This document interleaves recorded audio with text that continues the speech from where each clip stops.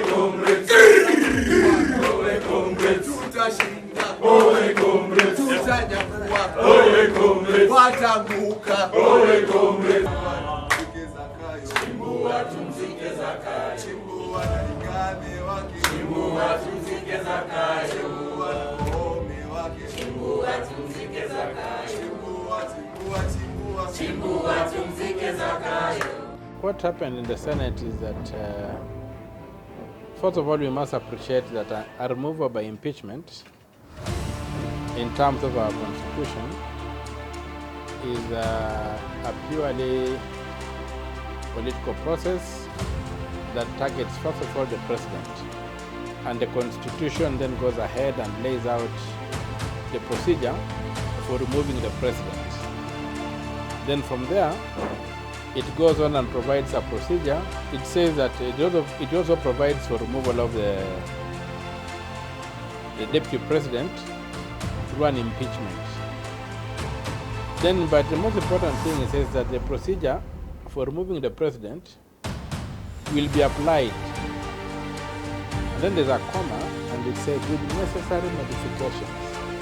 That's, I think, Article 150 plus 2. I don't know the constitution, but I think it's Article 150 plus 2. It requires the procedure for removal of the president to be modified before it's applied to the deputy president. And why is that important? That's very important because those two words to be modified with necessary modifications is extremely important. And the importance of those words is you have to go back to Article 143 of the Constitution, where the president is immune from prosecution in civil and criminal matters.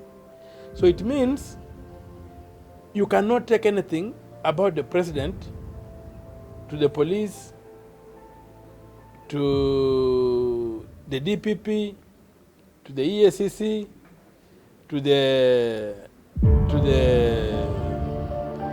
courts. So the president is immune, he can't be taken, and that's why they say to deal with him, you deal with him politically. And that immunity is given so that he's not bogged down in court by very many cases. So he's supposed to focus on the ability to rule, and to whom a lot is given, much more is expected. That's why that constitution is framed in that way.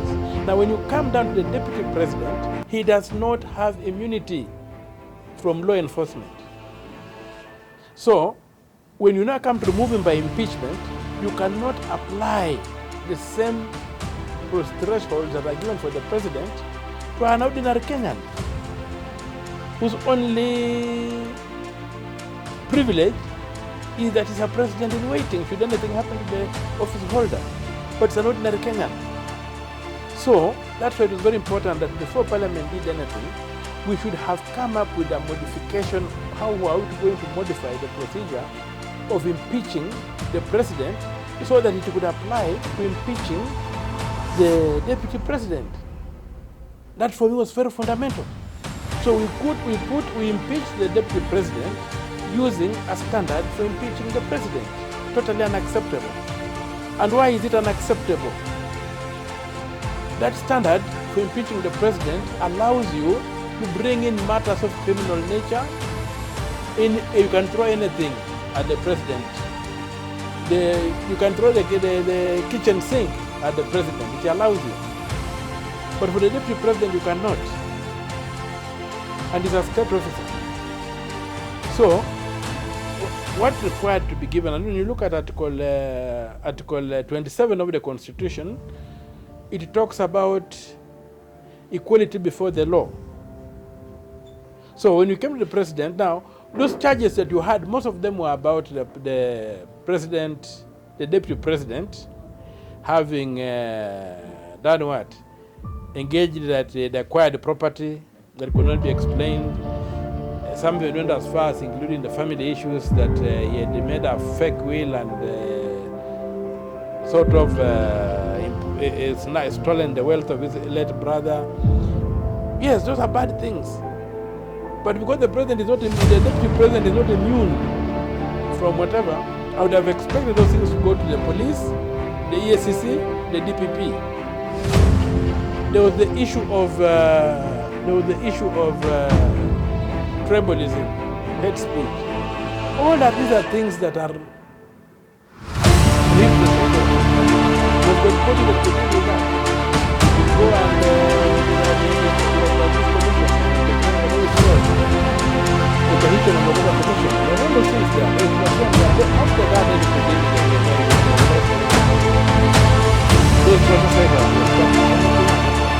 but you have to come here and begin screaming and shouting and banging forks and chasing foxes that captured a chicken. It's not acceptable.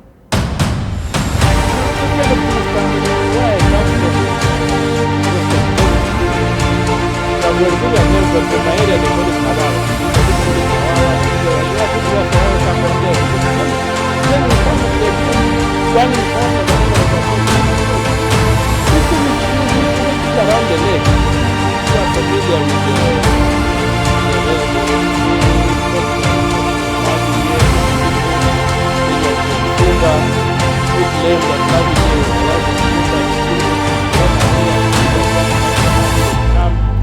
and gotten a home within the secret societies of women, giving them the ability to be healers and stuff. And so Sumba had his wife back.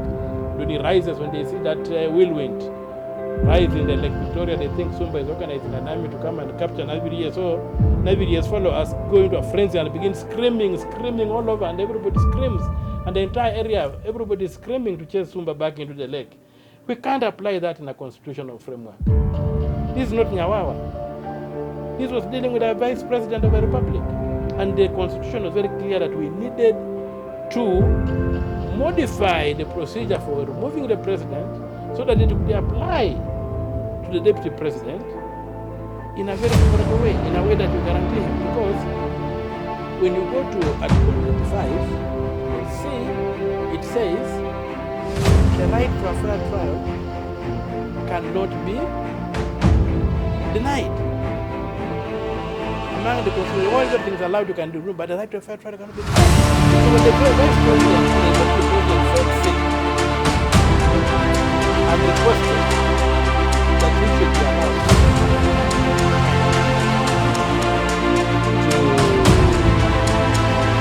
be attended to by the court, he didn't come back. There's nothing that stops us from allowing anybody can come to none of us.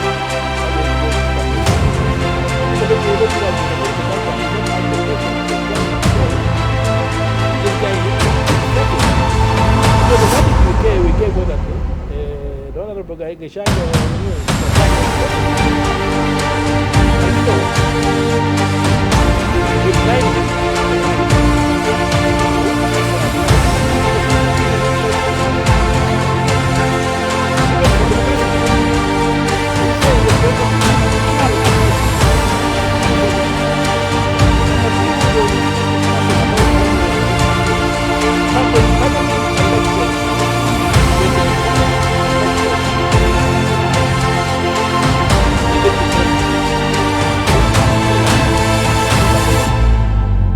cannot begin carrying the timelines that the Constitution gives to a committee back into the plenary.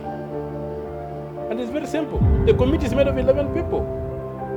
So when they give you 10 days, 11 people will have a chance to talk to this guy and everybody will have a chance to ask. When you go to plenary way, it means all the 67 senators must have a chance to address the issue if they want to do. And so you cannot take the 10 days and say you are time bound. And the Constitution did not give, the drafters of the Constitution did not give any timelines for that section whereby you don't go by committee. So any timelines that you could have to apply then would have to go to Article 259 Clause 8, which says that if the Constitution doesn't prescribe a timeline for doing something, the thing must be done in the most reasonable time available. Impeachment in some countries take even 2 months. Because you are determining the fate of somebody. So as much as it's a political process, and at the end of the day, the crimes are not only great decisions for those people who are able to move to the other, but the person was denied a shot of time. The request was listed as about the administration. They wanted to kind of answer so that everyone understand what we need. For example, if you're talking about the Marina, let's talk about the Kithure. I don't want to talk about the Kithure, talk about the Marina. So what is the because if we talked about what Mrima, that means the residents of the area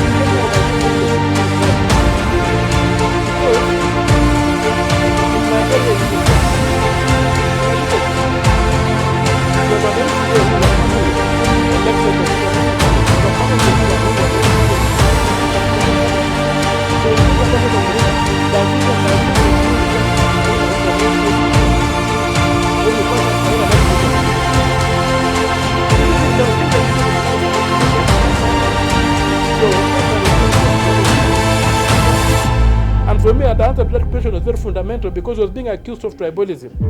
And if it meant that what Mrima included the two MCAs in Kiambu who are Luos, it includes Luos who are in Nyeri, it includes Luos who are wherever, Somalis who are wherever within that catchment called Mount Kenya, then I would have no problem with it. But it was even meant that he was referring to Kikuyus in Lamu, he was referring to Kikuyus in Busia, he was referring to Kikuyus in Kakamega. I would have an issue with that. And that's what I needed clarification. And so to answer your question, I personally was denied a chance to be a judge by hearing the accused. And that's why I voted no on all the counts. Now, your question basically is not about eligibility. Your question is about suitability. Is it suitable? Eligibility, we leave it, and I know some people want to go to court because I've had calls here and there, so let the court determine whether it's eligible to be nominated to be vice president. Whether it's eligible, let's look at the president. Whether it's suitable. I think from the way how the president is running this country,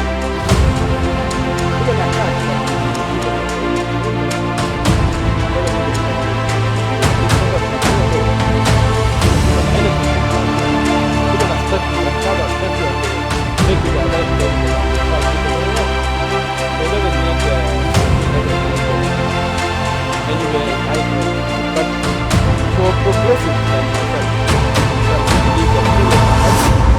and my obligation is to keep it as a republic.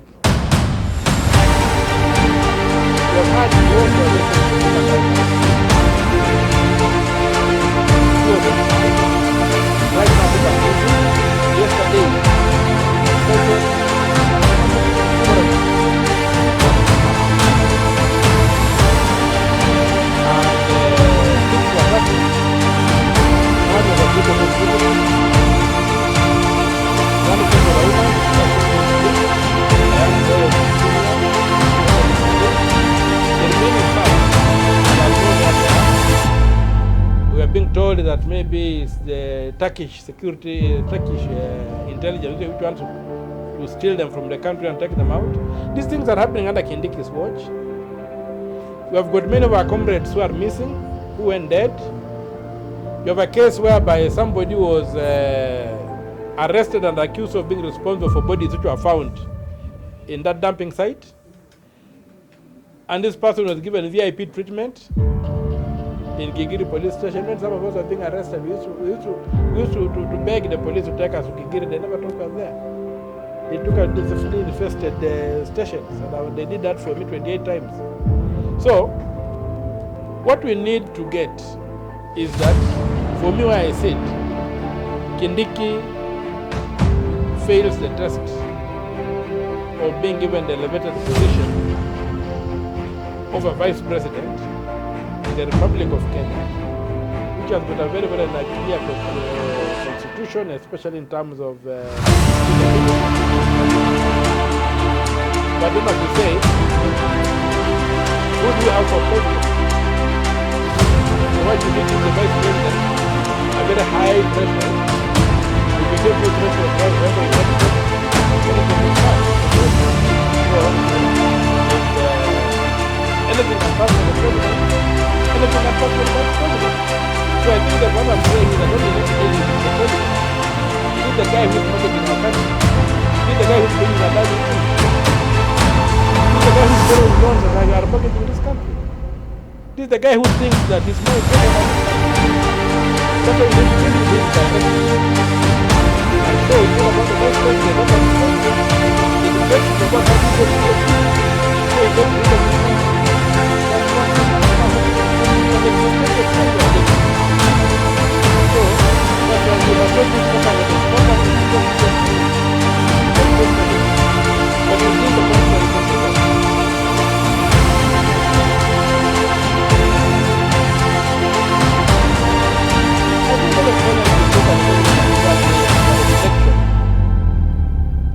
not on what the country has done for them, if I may use the words of JFK, but what they have done for this country. So if you want to celebrate a Shujaa, celebrate yourself. If you have done anything that you think has helped this country, you are a Shujaa, celebrate it. If you have not, keep your mouth shut and stay home. Thank you. Thank you so much. There is a letter that has come from the office of the head of chief of staff and staffs attached to the DP's office.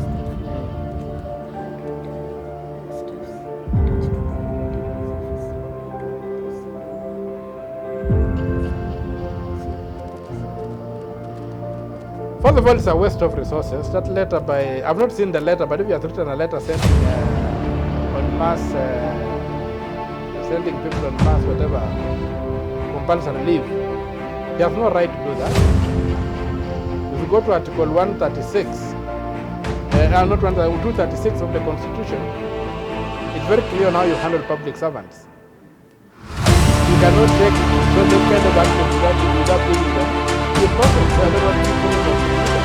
There's no violation of the Constitution.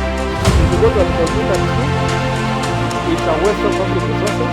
Because these people, they don't live, they don't be working for the people of Kenya, and they don't have to do that. And if you go to Article 47 on fair administrative action, and that is what I think so included. I don't see whatever Mr. Kithure has done. And that's the whole problem here. And how to get through that? When the Americans do that, and say that what has to be done?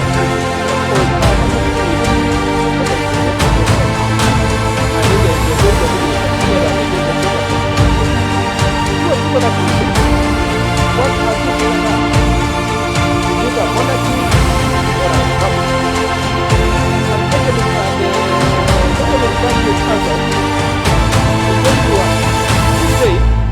And it is a republic if you can keep it. We call ourselves the Republic of Kenya. How many Kenyans are ready to keep this country as a republic? So what they are doing has nothing to do with the Republic of Kenya. Is the belief that because they took political power, Kenya ceased to be a republic. Kenya became some form of kiosk where they can shift the display of goods depending on what customers they think they can attract. So we must go back to Article 1 and realize that it's the people who are sovereign, not the government or government officials. Government officials are servants who are earning a salary that is paid by taxpayers, including Mama Bogas. So they cannot lord it over us. The relationship is that the people are the bosses. The president is a servant and he earns a salary to be a servant. That's why the position is. So what Koske has done is totally wrong, and it should be reversed. And I hope somebody will go to the courts to have it suspended, so that those people who are serving Kenyans can continue working in that office. They were not working for Gachagua. That's another thing. They were serving the office of the vice president. They were not serving the office of Gachagua. So they would like Gachagua or Petty. The deputy president is an institution in this country. I don't know what they want. I know he has assignment. Who doesn't want to do it?